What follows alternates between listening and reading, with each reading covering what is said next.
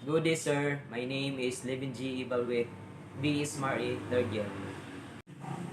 Elaborate the importance of the duties of the top management, master and chief engineer and chief officer with regard their function on board. Master or captain, it is a overall command of the ship.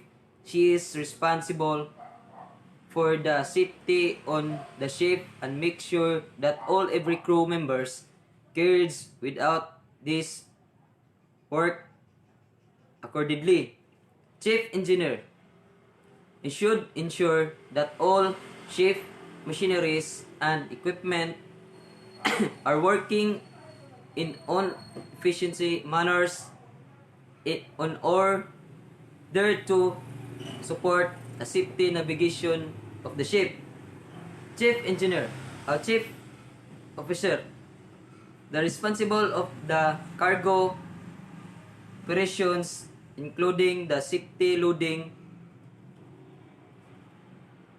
discharging, and the stowage of the cargo, ballast operations, stability and management of the hazardous cargoes and the cargo loading, equipment, maintenance. Question number 2. Elaborate the importance of the deals numbers of the race hours or its personnel on board and the negative efficient it is the not followed. As seafarers must be granted a reducing of the rest period, it is a cause of he is required to be on call burning rest hours. A minimum of 10 hours is any 24 hours period and minimum of 77 hours in 7 days period must be done. If you cannot follow the rules of the STCW requirements regarding on the duties and the rest you will be entitled to your work. Discuss the importance of the familiarizing of the ship parts of the compartment including the locations of the safety equipment upon embarkation. The main of the familiarizations trainings is to make a crew aware of the important safety procedures that are to be carried out a ship while making or burning emergency situations. It is the duties of the officers in charge of the trainings to train the new crew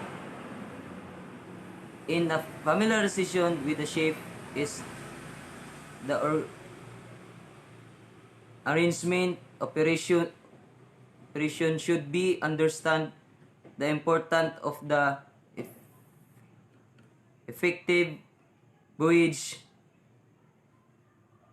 procedures of onboard conduct of the safety navigation of the efficient ship operation.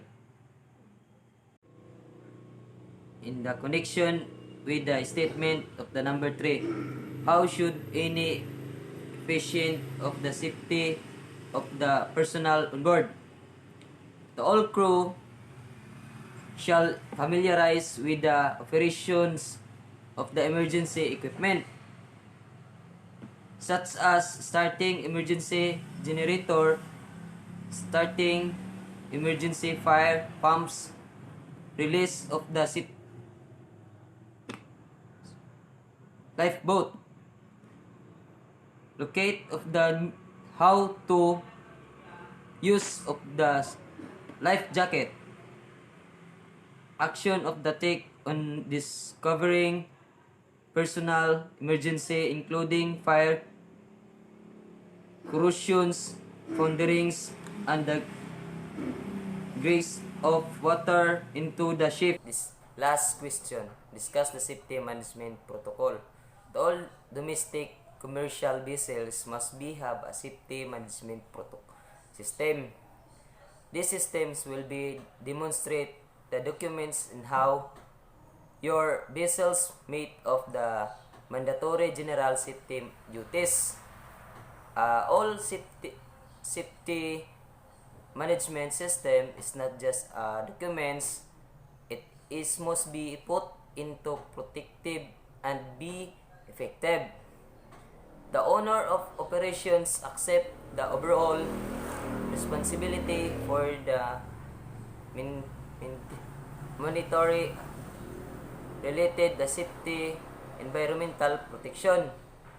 The company has including the following functional elements that be development, implementation, maintenance of the safety, environmental protection, oil pollution prevention, equipment and procedures, implementation and the prevention to ensure a safety operation of the ship, protection of the environmental compliance with the relevant international frontier street legalization, define the level of the automatically and the lines of the communication between among of the shipboard personnel, procedures for the operation, accidents and non-conformities